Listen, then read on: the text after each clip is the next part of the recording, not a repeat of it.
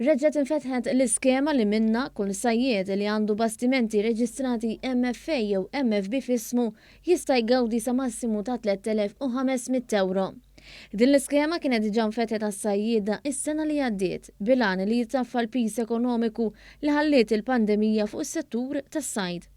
F'konferenza tal-aħbarijiet f'Marsa Xlokk, il-Ministru responsabbli mis-sajd Anton Refalo tenna kif mill-ewwel iskema li kienet tammonta għal 800,000 euro kienu gawdew ftit aktar minn 500 sajjied li applikaw b'kollox għal kważi 690,000 euro f'għajnuna finanzjarja mill-Gvern. U rajna li hemm 150 oħra li għadhom ma benefikawx.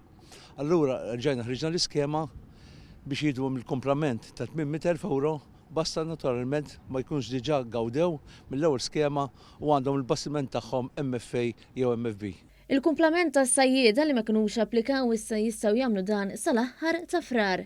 Intant Denis Kallejja, id-direttur tad-Dipartiment tal-Akwakultura, spjega x'wassal biex isir din l-iskema. Saħan sitra terġa' tinfetaħ biex kull sajjied jingħata l-għajnuna u jitnaqqas it-telf li ġarrab kawża tal-effetti tal-pandemija li waslet għal nuqqas fid-domanda għal ħut u frott tal-baħar. Għamilna diversi interviews anke ma' sajjieda, rajna propju tkellimna ma' sajjieda tagħna biex naraw x'kien propju dan l-impatt u għal daqstant wasalna f'konklużjoni li nikkalkulaw li kull sajjied kellu telfa ta' madwar 98 cents fuq kull kilo li min-naħa tiegħu kien ibih.